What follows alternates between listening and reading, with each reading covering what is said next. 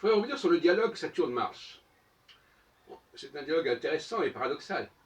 Saturne, c'est celui qui est le plus capable de renouveler, de réformer les fondements de la société, beaucoup plus que Jupiter.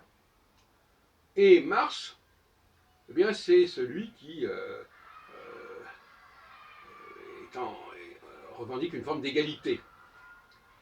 Or, il y a une relation directe entre la nouveauté et l'égalité. J'en ai parlé déjà maintes fois. Quand vous créez des choses nouvelles, vous mettez tout le monde à égalité. Parce que personne ne maîtrise la chose en question, dans la pratique. Donc Saturne génère de l'égalité, à condition qu'il y ait une véritable réforme en profondeur, à condition qu'on réforme tout, en tout cas qu'il y ait des transformations radicales. À ce moment-là, on crée au niveau de Mars de l'égalité. Donc le rapport entre Saturne et Mars, il est intéressant. Parce que Saturne, finalement, bien qu'il soit dans les hauteurs, n'est-ce pas, c'est un créateur, un chercheur, eh bien, il met les gens sur le même pied, même au niveau, par exemple, culturel.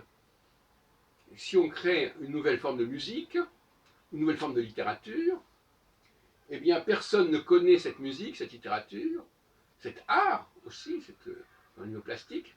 Et donc, par conséquent, là, on crée aussi de l'égalité. Il n'y a pas des gens qui ont un bagage culturel. Prenons le cas de la musique. Hein. Alors, il y a des gens qui connaissent très bien, les mélomanes connaissent très bien la musique classique, qui s'arrête généralement à Ravel, dans les années 1930. C'est quand même presque un siècle. Et puis après, ben, ils ne connaissent pas grand-chose. Et finalement, ils n'en connaissent pas plus que n'importe que le premier venu. Donc là aussi, la musique contemporaine, elle crée de l'égalité, puisqu'elle disqualifie quelque part l'acquisition de connaissances qui sont déjà obsolètes, qui sont déjà caduques, plus ou moins.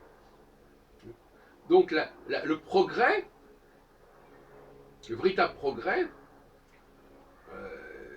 qui est saturnien finalement, qui correspond à ce que les astrologues souvent appellent Uranus d'ailleurs, qui est le père de Saturne. Le véritable progrès, ça génère de l'égalité au niveau de Mars. Et alors le Jupitérien, lui, dans cette histoire-là, il est un petit peu écartelé. C'est-à-dire il est moins révolutionnaire que Saturne et il est moins égalitaire que Mars, quelque part. Et donc, par conséquent, il prend des demi-mesures. Oui, forcément. Il maintient le poids du passé, un passé qui n'est pas forcément un passé originel, mais un passé de quelques générations, et par là même, il laisse en place une classe qui a des connaissances, qui a une pratique ancienne, et qui va résister à l'émergence de nouvelles pratiques qui ne lui sont pas familières, et qui pourraient justement créer de l'égalité. Donc là, il y a tout un système qu'il faut maîtriser sur ce sujet.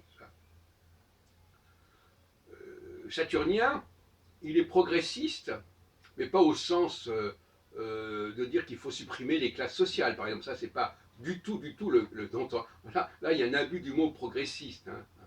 Progressiste, on supprime la différence entre les hommes et les femmes, etc. Ça, c'est complètement bidon.